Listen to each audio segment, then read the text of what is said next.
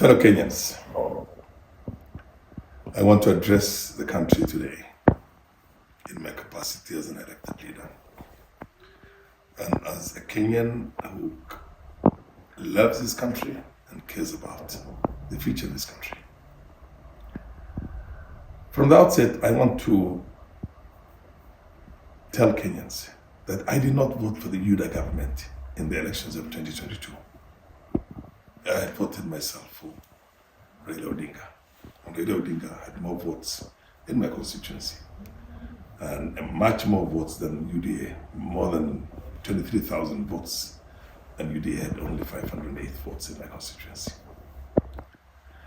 But the basic rules and understanding and philosophy of democracy itself is that you go for elections. Whatever the system is, the number of systems that are used. In the past, we used to use what was called the first past most system.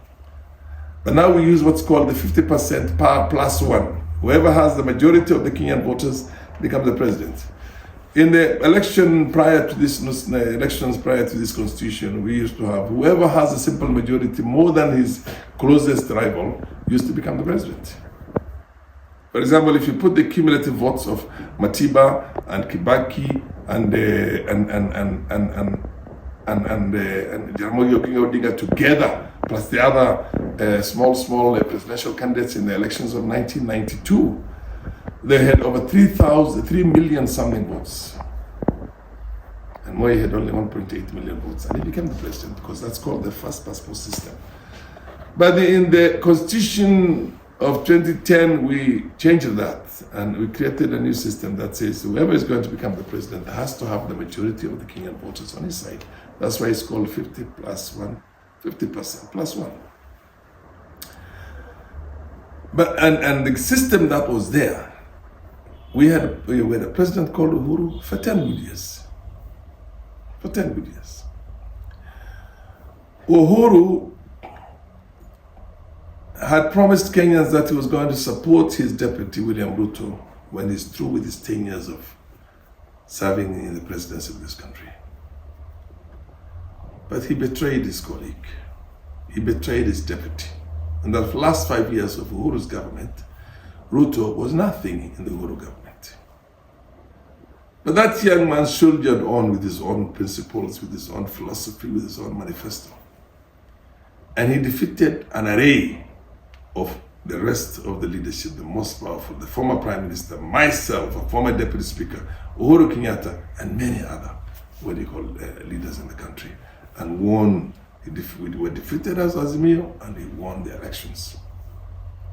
Now, the rules of democracy is that once you win the elections, we serve our role as opposition members of parliament and support the government where there are good deeds that the government does. But the governance of the country falls squarely on the winners. You can only change the winner in the next or the subsequent election. The primary role of the government itself is also, among other things, to pass what you call and levy taxes, bills, and use those taxes also to run the system of the government, to run the development, to manage the country, to run the security, to run the foreign affairs of this country. Literally, they are the ones who are going to govern the nation. We have a kind of a bad tradition in this country that needs to be changed one way or the other. The moment you lose elections, you go out into the streets. Opposition went out into the streets. The head of state went out of his way and reached out to the opposition and said, let's have a handshake. He had a handshake with the former Prime Minister, who was his foe. Reached out to him. Then we have a problem within the government. A section of the electorate who supported, or the leadership of those who supported the president, decided, no, we have decided that this government is ours exclusively. And nobody else is going to come into the government. Nobody else is going to. A development agenda for the nation is going to be determined by us and in strict accordance with who voted for him and who did not vote for him. That's why the deputy president betrayed his own president, his boss, and decided to say that we don't care. We're going to put traps all over State House. We'll make sure that Raila never comes to State House. He went out of his way to talk about this country as if it's a region. It's a region that manages the country. That certain sections of the community Kenyans did not vote for the president, so they do not deserve any development. They did not deserve appointments into the government system. So there was this cracks within the government, the ruling elite, and the deputy president had to go because the presidency, the executive of the country is the presidency, it's the president. According to the constitution, the deputy president is a principal assistant to the president. And that's the politics. That has changed. He was impeached. When he was impeached on the floor of the House, he lost with a landslide. Unanimous decision on the part of the members of the parliament was to say, we don't want him. This is a village politician, a village elder, and he cannot be a heartbeat away from the presidency. 282 members of parliament voted for the impeachment motion, and only 44 voted against it. It might be not such a good and not such a savory thing, but it's the nature of politics. It's the nature of democracy. It's the principles of our constitution. And he goes home, and without any due respect to the oath of office that he had, which is the oath to secrecy. To secrecy. When you are in the executive, when you are in any office, and you take an oath of secrecy, which means whatever comes to you in the form of information because of the status or the office you hold is held in strict secrecy, and only on those ones who are cleared to have that information can have that information. Now he talks about all the meetings they had with the president, all the confidential discussions of the government. All governments all over the world do have that concept of confidential discussion. They never talk about it. I remember as a young parliamentarian in 1993, 94, 95, I was there at the foot of one Ochieng Oneko, a statesman par excellence. Ochieng Oneko was detained by Kenyatta, his old colleague. Initially, he was detained with Kenyatta in Kapenguria. Before that, he was detained for fighting for Kenya's independence in Manda Island. And when Kenyatta came to power, he also detained him. So I tried to prod Ochieng Oneko to find out what was his opinion about Kenyatta. He told me, no, my son, when you are in the government and the people you work with, you take those secrets to your grave. I'm not going to say anything about Kenyatta, my old brother, my old colleague, the first president of this Republic of Kenya, Independent Republic of Kenya, the first prime minister. Here we have young people. When you're a DO, you've been through the administration system, although he was dismissed and sacked as a DO. I'm talking about Gachagua. But here he is. And look at the other ministers also who are running around. Oh, we sat with the president. Oh, I was hearing him when he was making a telephone call to so-and-so. I mean, it's a joke. It's a joke. That's not how to run a country. That's not statecraft. Now, let's leave that character itself and that culture that we are trying to make now, the political culture of this country. It's sad. We got now to development. To begin with, Kibaki left when we had a total debt of $1.7 trillion. Sorry, 1.7 trillion Kenya shillings. Uhuru inherited that.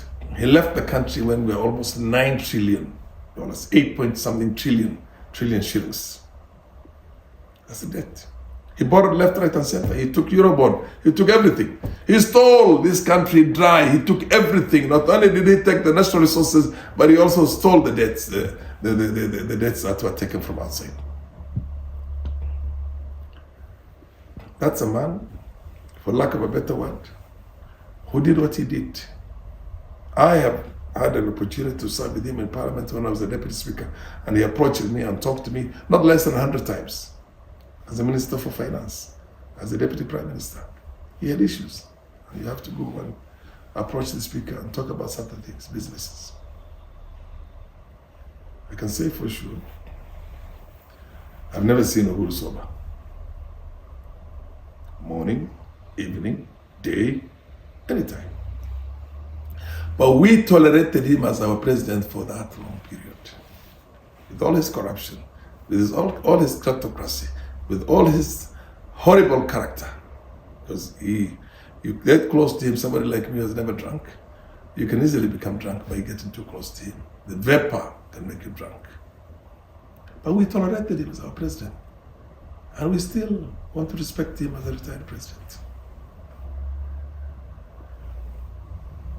That was that was the state of the government, country itself. Give credit to Ruto. He took over a broke country. He went all over the world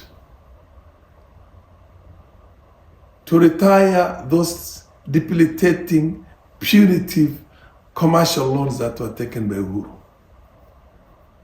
and to go for the bilateral and the multilateral loans from World Bank and IMF and countries themselves,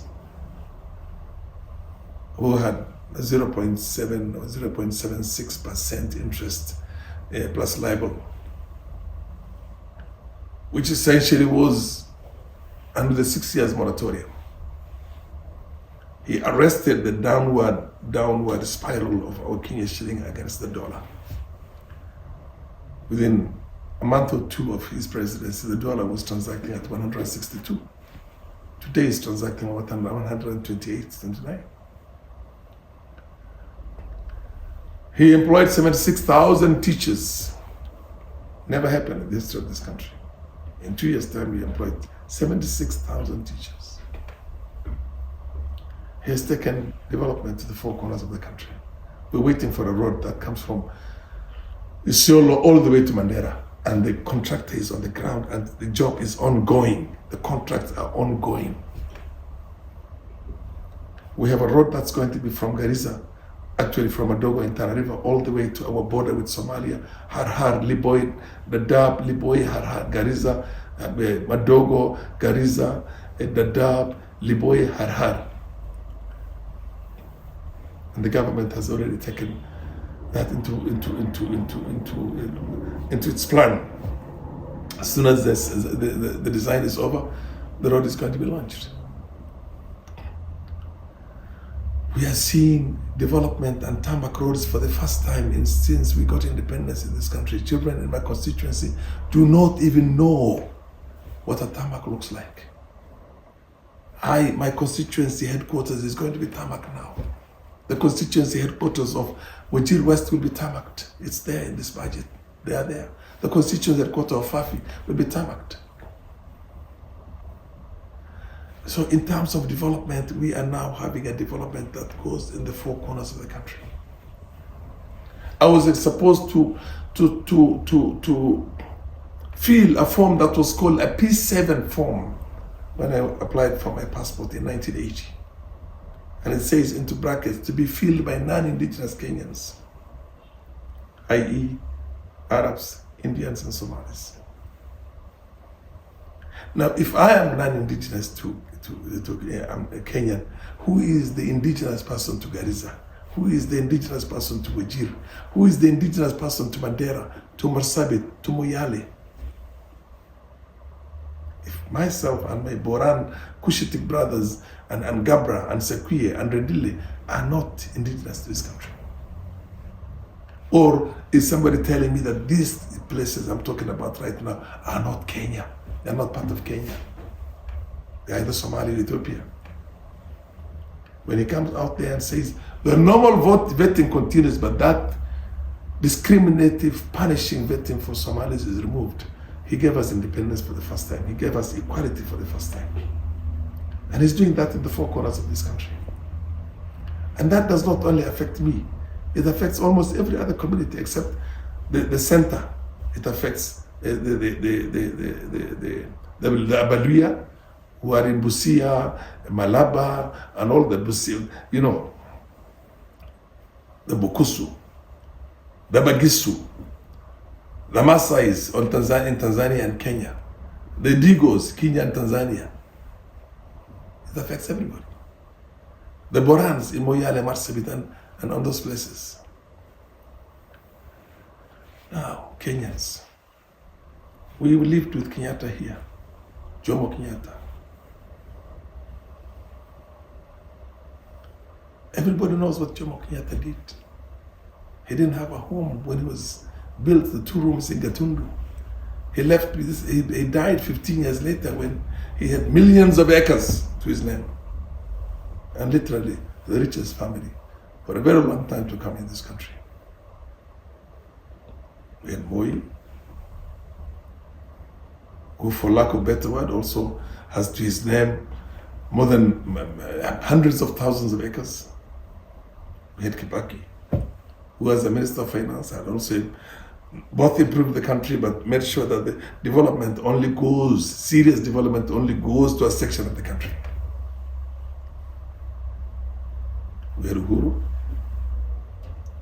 who did what he did, everybody knows, literally turned the region he came from into something outside this world, outside this continent, when the rest of us were wallowing in poverty and lack of infrastructure.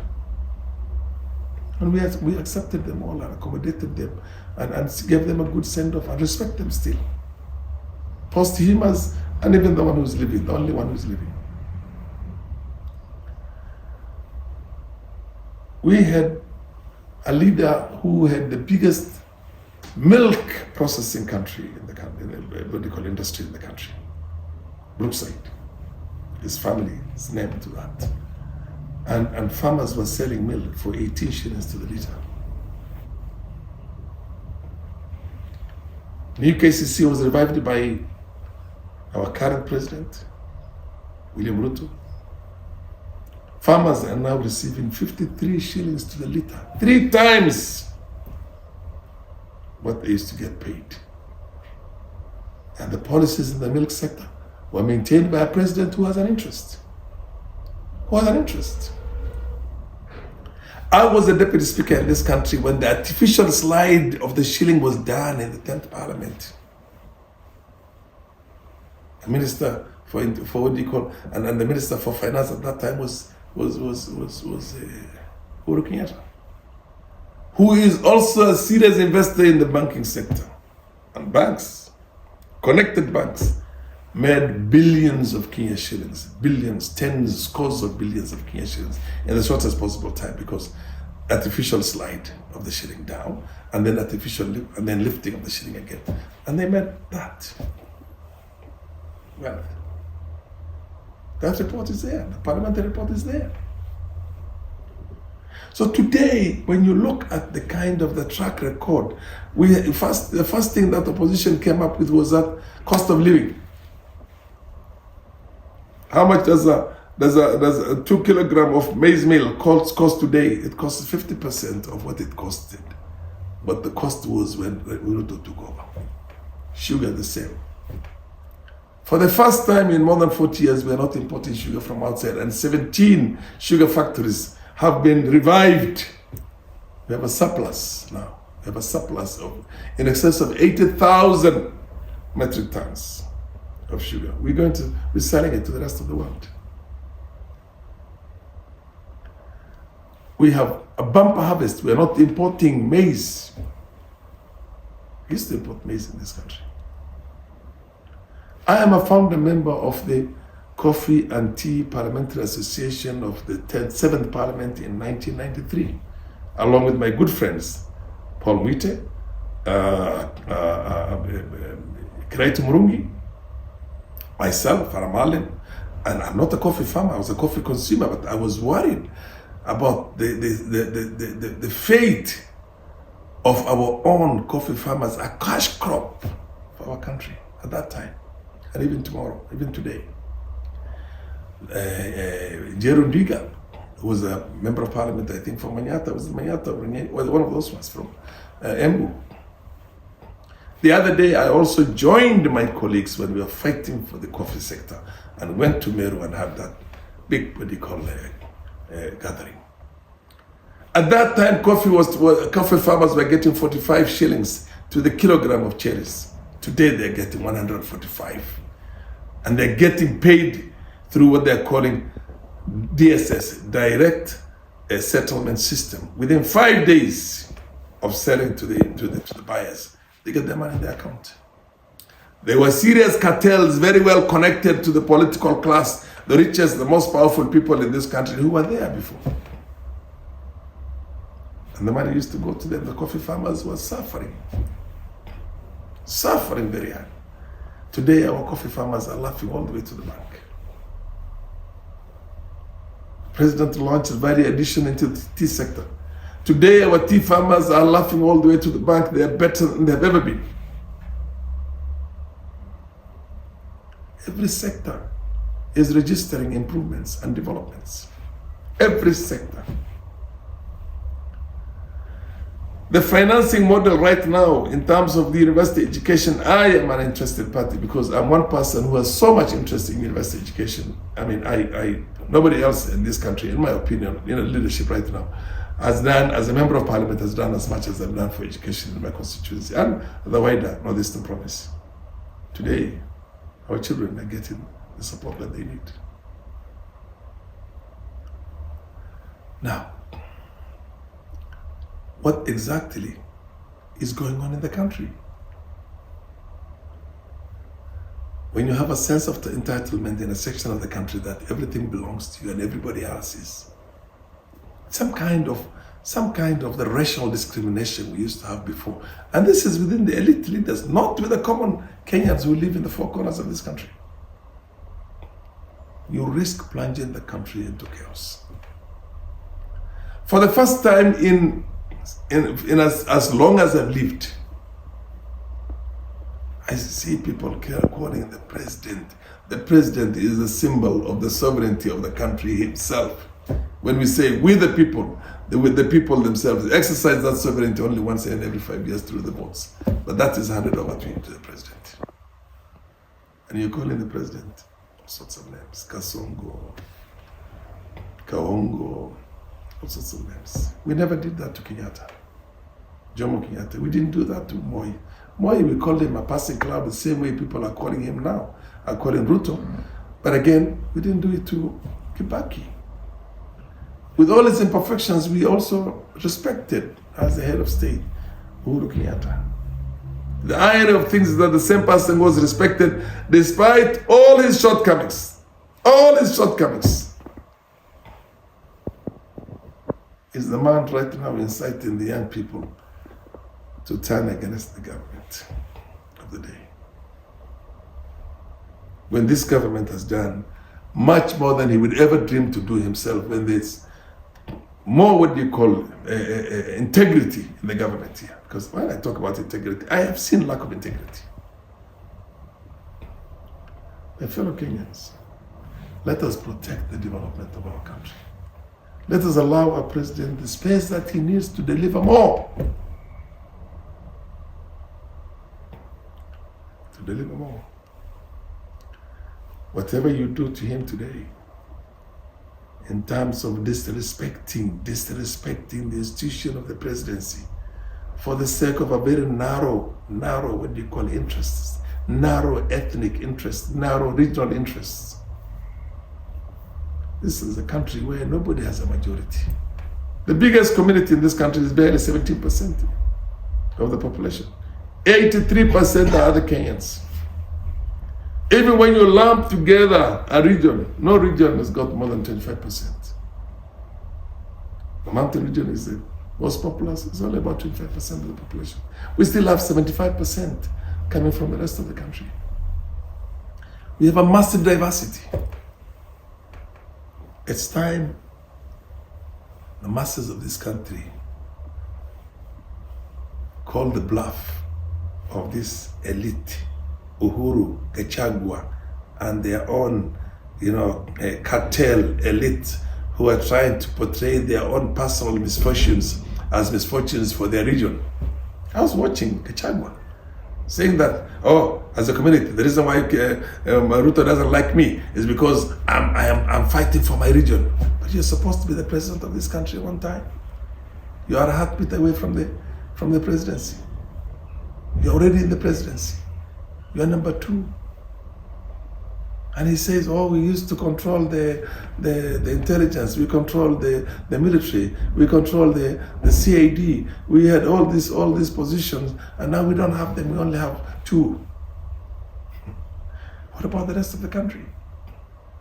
What about the rest of the country? Are they your subjects? Are they your slaves? Are they your chattel? Are they not humans who have feelings and who have aspirations, who have the rights to this country like you think you have the rights to this country? Fellow Kenyans, Rwanda went through what it went through. We want to unite our country.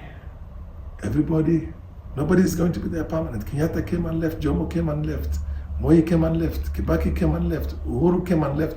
Ruto will also leave. He will leave when the time comes. So don't mess the country. Don't destroy our country. As for me, I'm a nationalist, I'm a patriot. I believe in equality and equity. And that is not going to be, there's no negotiation about that. It's given. It's given. For the first time, you're seeing serious development in Luo Nyanza. Serious development is coming on the way in Western Kenya. Serious development in the Coast Province also. Jomo Kenyatta came to power in 1963. One of the first things he did is that he made sure that he allocated all the beach land from Vanga, which is our border with Tanzania, all the way to Kiunga, which is our border with Somalia, and allocated to his own relatives there, his own people, his own tribesmen. You called yesterday Moi, a passing cloud. You're saying, we'll get rid of Ruto. Who? Nani? Ruto is going to stay, I'm telling you. He'll finish his 5 years. The record speaks for itself. He will have another 5 years, again, of bringing development to the rest of the country, and that's it. Then we'll have an election. And chance has it that the next president will either come from Luo Nyanza, or come from Western Kenya, or come from the Coast Province, or come from Northeastern Province. I was vilified in the media the other day because somebody edited a clip to say that I called for only one reason. I called for the death of somebody. I never called for the death of anybody. No, I never. It was edited by people just, and when this thing was taken to NCIC, and they went through it, and it was taken to the Communication Authority, and all the experts were brought in there, and they realized, no, this is an edited clip. But the reason why those people who are parroting this nonsense, these lies around, is because they could not stand Farah voting against the finance bill. They were used to me being in the opposition. No, my opposition is for a purpose. It's an objective opposition. You're wrong, I'll object to you. You're right, I'll support you. And that is what it is. This country is for us all. Nobody's more equal than the other. Nobody's more equal than the other. You think you're more equal than the other? No. Rwanda went the route it went because the leadership that time, Arimaha, did not want to grant the rights to the Tutsis of Rwanda, who numbered less than 20% of the population. and kill 1 million of them. People he prepared, Interahamwe and all those people, killed 1 million of them. But how did that end again? The same Tutsis came back, took over the country. Kagame is now on the boss, in charge, for the last 31 years. And maybe another Tutsi will be there for the next 31 years. It doesn't, numbers do not mean anything. The willpower of the people, the right or wrong. Is it right? Is it right? Yes. Is it wrong? This is what we should be looking at. Is it fair? Is there equality? Is there equity? Those are the kind of things we're going to look for in this country. Not entitlement. There's no entitlement. The young man is doing a very good job, William Booth. He's younger than me. Let's support him. Thank you.